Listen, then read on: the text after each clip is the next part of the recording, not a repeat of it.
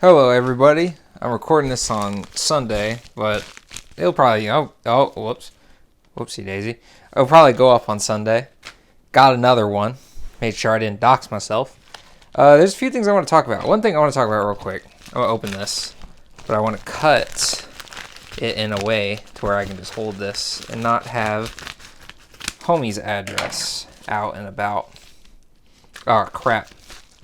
I completely. Oops. Give me 1 second, everyone. Give me just 1 second. I'm doing some arts and crafts. Do not pay that much for shipping. Holy crap, I saw that. That's how much this parcel cost homie. I send out cards with tracking for $5. They gypped homie for whatever reason. I don't know if it was his packaging. It wasn't the weight, because there's nothing in here. But it's a thing in a hard. Well, that's a little unprofessional. That's one thing about these serialized cards. It's kind of funny, you know, like they're gonna come from random folk. Oh my god, this thing is Fort Knoxed up. What the? He used industrial strength. He used Flex Seal to close this perfect fit. Oh my goodness, I don't want to do this on camera because I need the leverage. Oh my goodness. God. That's one thing about these serialized cards. These serialized cards are double rainbowed, by the way. Just so everyone forgets, they are foiled differently. I think the double rainbow just makes it so I don't actually have a card in normal. No, I don't have a normal foil. It's supposed to, in my interpretation of it, it's supposed to be like how the lines, usually on foil cards there aren't this many lines that go down, so it's more edges for it to reflect off of. I don't know what makes a double rainbow foil. I can certainly tell it's more foil than a normal one. But yeah, man, beautiful. Beautiful SRAM. Beautiful card. Absolutely beautiful. Another serialized for the collection. I'm not selling any of these serialized cards until someone's offering me bands for them. I just think they're too cool to not collect. I don't know why they're not $1 million. But let's talk about the SRAM. SRAM is a very niche card. Like I said, my strategy, I'm going to buy the ones that are cheaper because they don't go in every single deck. SRAM in the deck that he's in, he's a monster. I'm actually planning on putting this in a Sithist Harvest hand deck. The deck's sort of like a Voltron, but you don't need the commander to be the Voltron. Any creature that's so lucky to become the Voltron is the Voltron. So, going from that, being able to replace, and if you have Sithis in play, getting an additional card from your hand, from your 1 mana draw 2 auras. The deck's pretty nutty. But a few things I wanted to go over, just in general, for everyone. When's the next time we're going to see mass serialization of cards? And when I say mass, people don't realize, yeah, Lord of the Rings is going to have serialized cards. But let's just see, there's the 1, there's 900 plus 700, 1600, and then 300? Or is it 500? Yeah, 3 for the elves, 9 for the humans, and is it 7 or 5 for the dwarves? I want to say it's 7 for the dwarves. So let's just say it's 7 for the dwarves. That would mean that there's 1901 serialized cards in Lord of the Rings. Which sounds like a lot. 1901? That's a lot. But then you remember that there are 65 multiverse legends and the 5 Praetors. They were each 1 to 500. Serialized cards in Lord of the Rings are astronomically more rare. But it's weird because they're all Soul Ring. So it's very interesting dynamic.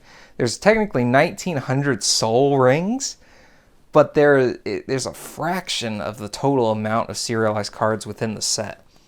So it's really interesting. It's a very interesting dynamic of the set.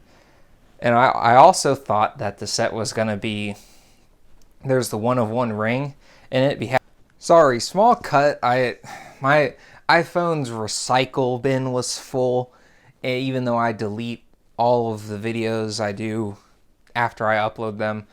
It's just crap. Sorry. But where I left off was, my point was with the serialization of cards in the set, and let me stop moving the camera. Serialization, the problem that I thought we were going to face is there's serialized Soul Rings in it, piss off, and the set was going to suck. The set's pretty good. The set has good lands, good cards, good mythics, good commanders. It just has, it's got good cards. It's a good set. And so here we are now with serialized cards, the 1 of 1 ring, limited supply, collector boxes not being a reprintable thing. And it really makes you want to FOMO. However, we must stay focused because this set is getting as much print as a standard set. This is not double Masters. This is not Masters 2017, which before fetch lands were $5. That was the best Masters set you could buy at the time. There's going to be a lot of this product. There's going to be a lot. So just stay level-headed. If you want a card, you want a card. If you want a box, you want a box. But if you want some money to come out of this, you're going to have to traverse this carefully and probably have to get a little bit of lucky at the start. It might FOMO in to where you can maybe get a quick flip. I don't mess with that sort of crap. However, I'm glad to see the set does not suck. And I'm glad this let the framework for Multiverse Legends set, because I think it's really cool. I think it's a very good idea for Magic. I wish Warhammer got this instead of Commander decks, to be honest with you. I don't hate Lord of the Rings. It's hard to say you hate Lord of the Rings, but it's just boring to me. It doesn't really have anything that sets it apart from other things, in my opinion. Like, it's just elves and dwarves and humans and the scary bad guys and orcs. They fight over rings. What do the rings really do? They're not running around like anime characters with their fire ring and their ice ring. There's just a super ring and then a bunch of RA rings. Some griffins in it and save people at the end. You know, it never really caught my eye. I was never a Lord of the Rings guy. But with that being said, I'm sure the set will be a success. I'm sure some of the cards in it are going to be worth a lot of money. The serialized Soul Rings, I think they'll bottom out at like, obviously it's hard to say the specifics on each one, but I think a human Soul Ring, I think will bottom out at, if I had to take a guess, I want to say 450. Maybe higher than that, like 600. I think a human Soul Ring is at minimum worth 600. If I were to take a guess. Soul Ring's hard with promos because there's a lot of Soul Rings. But obviously there's the Amon Ket Invention one. That one's like that one was like 750 last time I checked. So it's hard to say how much they'll end up being. But I'm just glad the set's good. What else is on the agenda today? I guess really the only thing left to talk about is Commander Masters and how excited I am for that and how much we're going to open on this channel.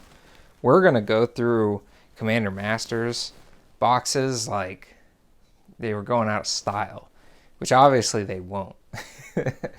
Commander Masters, if they don't hyper cuck us with the rest of the cards that they're choosing to release in it, that it's gonna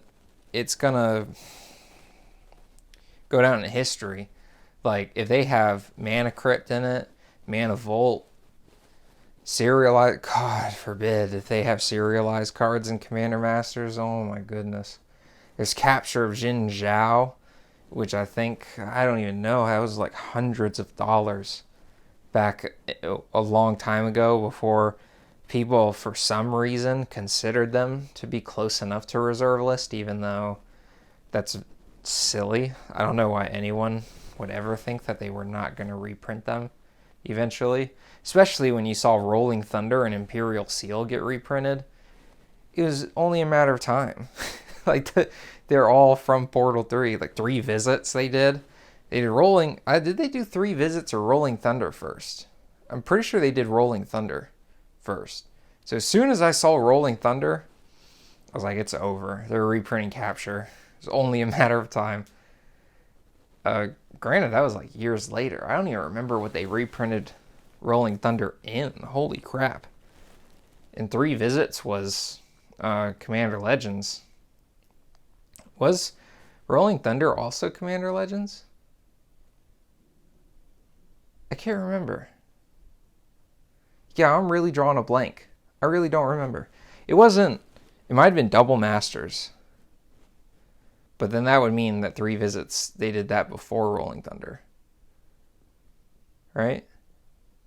Ugh, time flies when the calendar is based on Magic sets, and I guess in general, really.